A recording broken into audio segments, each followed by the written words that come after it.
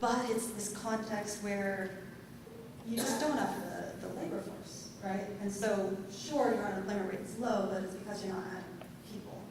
And so, our baseline is that we end up in the situation of very minimal job gains, some months losing jobs, and the economy keeps muddling along. We keep getting some productivity growth, which keeps the actual size of the economy growing. We can talk more about where that's coming from later.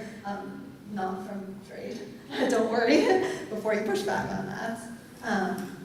But it just doesn't have that strength that we saw before. And it's very fragile. When you're in a situation like this, any shock is magnified in terms of its ability to push the economy further off course. So, the long road back to normal. This implies we're getting back to normal, which in all honesty, I lifted this title from someone else, now I'm reading it. It feels a little optimistic relative to the tone of this presentation. But it is true that interest rates are starting to normalize, right? We've been in that high interest rate, restrictive environment, and they started to come down. Most recently, this week, we had a quarter-point cut. And this isn't just in the US, this is through a lot of different other central banks are also bringing in interest rates. Even more so than the US, inflation has come in overseas. This is largely because they don't have the same tariff pressures that we have right now. If anything, that's pressuring prices, right? Some countries are even dealing with deflation right now. China, for example, Thailand, they're grappling on the other side of things. While the US is worried about inflation, they're on the other side dealing with this weaker demand for their goods.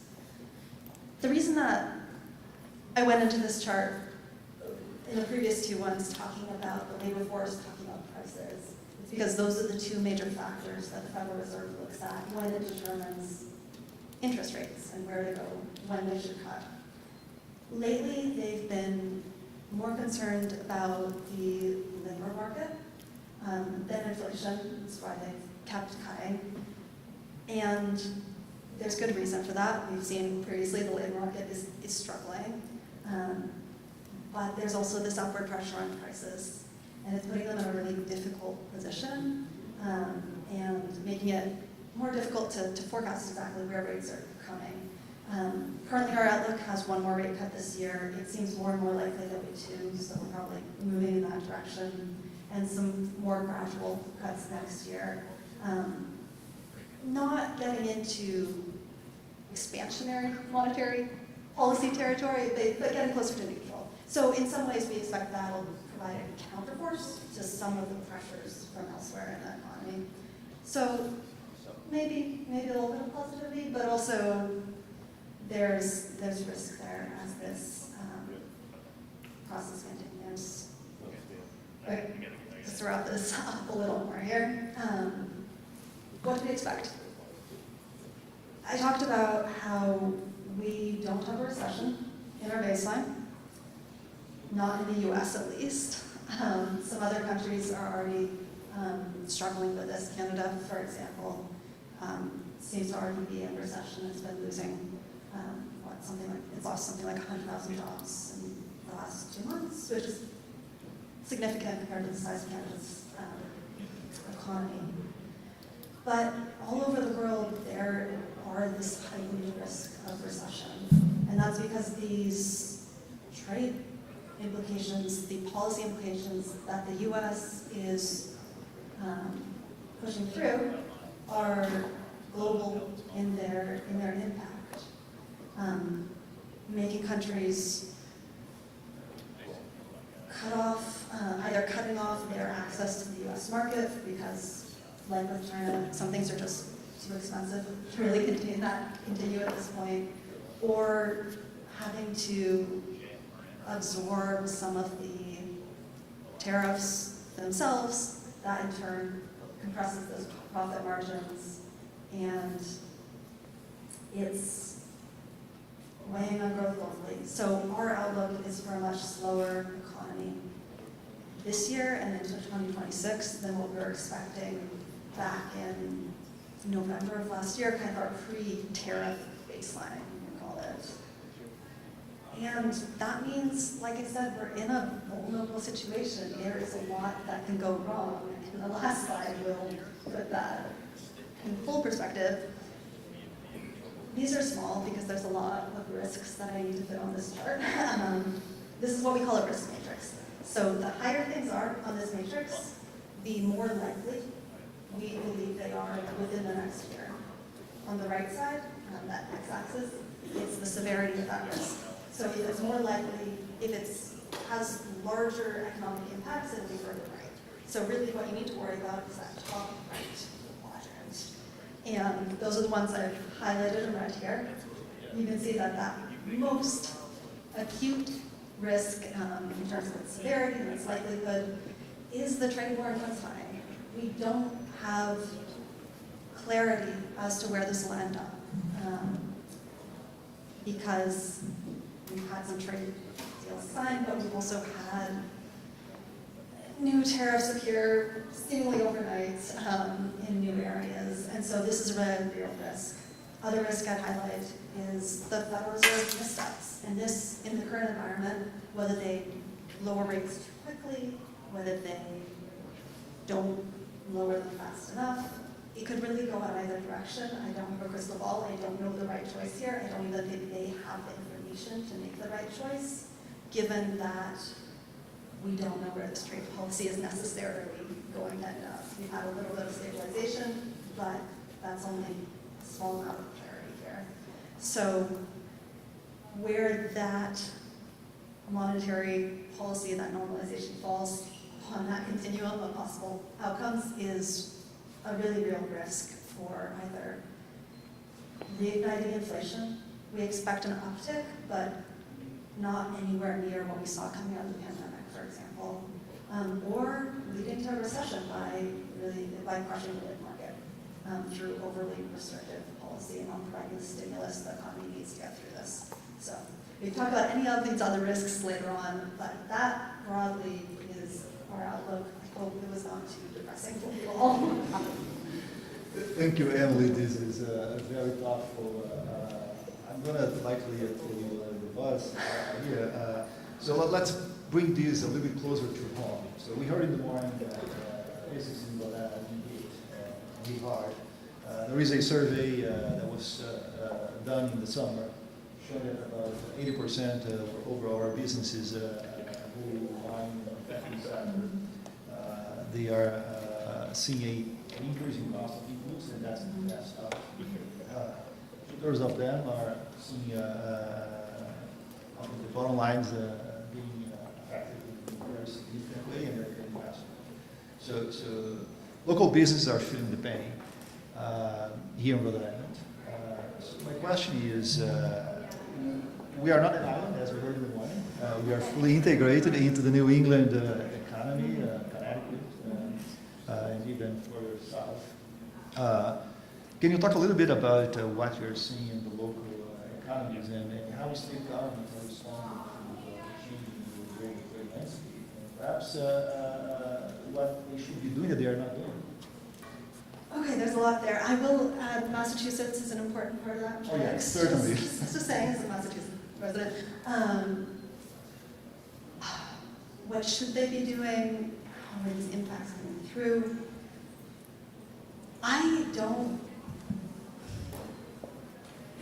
You mentioned governments, right? How governments are responding.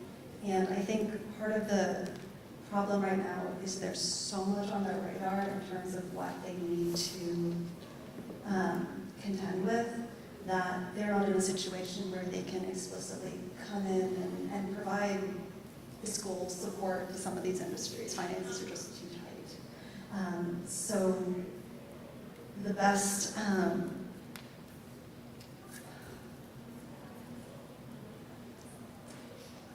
I want to say the best thing we can do right now is try to get full information, try to advocate for, kind of like people have been discussing today, advocating for that stabilization, that clarity, and really making clear the ways that these flow through into state economies. Somewhere like Rhode Island that has significant federal presence, has a significant manufacturing presence. I think it's more exposed than some. There are some areas it doesn't need to worry as much about, like agriculture, for example, it's not as exposed. But in terms of the manufacturing industry, I was looking into some of this data for the Rhode Island economy recently, and it's had this significant increase in manufacturing, especially durables manufacturing jobs. But at the same time, it's seen the hours cut pretty significantly. And maybe this is just volatility in some of the data, but we really track with manufacturing hours as a sign of stress, as a sign of people pulling back. It's a lot easier to cut hours than to lay someone off. And so, in that sense, I think it is trickling through. That isn't, unfortunately, a cure that I'm putting out here. How would you, let me throw that back at you since you so kindly said you're throwing me under the bus. What would you recommend? Thank you for that. Yeah. Where is Jason here? Jason Kelly. So the Chafee Center, at the beginning of this process, I've been working on supporting small businesses, bigger supports. And step money, that's key to accomplish that. It's limited, and we don't know if we're going to have that for the next fiscal year. Still being discussed in Washington, D.C. I think a low-hanging fruit here is state, local government, state level in general, can step in and work directly with their businesses. Can we have grants coming from the state, not necessarily the federal government, like a state level STEP grant program? That's going to help businesses to identify new markets, expand into new markets, look for opportunities in places where we have not been. We talk about Africa. It's a growing market, growing population. And New England in general, New England states in general, they have a very small presence in those markets. So I think that's the time for state governments to step up the support that they provide to local businesses. This is not a federal problem. I think that's the first solution, and I would say under Jason's leadership, we got a small grant of $100,000 from the state government. It's a pass-through grant that is now being allocated to businesses, small businesses in Rhode Island who's looking for this one. $100,000 is not enough. We like to do $1 million. Other states that much more money, but I think that's a potential path where we take more of the responsibility to help our businesses with international markets in our own hands, rather than wait for the government. So I will keep the conversation. Thank you for sending it back. I appreciate it. Moody's does a pretty good job, both here in the U.S. and globally, looking for commodities. And that's very important, especially for the food industry here and beyond. Can you tell a little bit about what you are seeing out there on the commodities market right now and potential long-term trends? Yeah, when you think about commodities, there's two major factors that matter, right?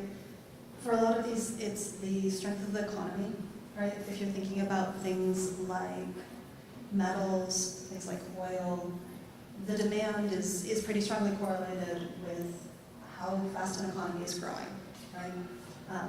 You need copper if you're putting up a building, and you need oil if you've got more cars on the road, more electricity demand, all of these things. So in that sense, we are facing a weaker economy. So from the oil side of things, we're expecting prices to go down some. It seems like OPEC is going into a more aggressive stance in terms of trying to regain market share, which would have the side effect of allowing oil prices to drop further. So that Rhode Island is not exactly the largest oil producer out there at all, because they don't. So that, in some ways, is a positive for here, but negative for the U.S. production side of things, but overall lower oil prices. From the agriculture side of things, and this second factor that's impacting things, it's the tariffs, right? I mean, if you think about some of these major crops, like soybeans, for example, yes, this is more Midwestern thing, China has been a major market for those, and their imports have essentially fallen to zero. And this is one of these symptoms of these reshuffling of supply chains. Instead of the US, they're purchasing from Brazil, they're purchasing from alternative sources. And so in agriculture, it's very good dependent. Overall, you have the negative factors of weaker economy, you also have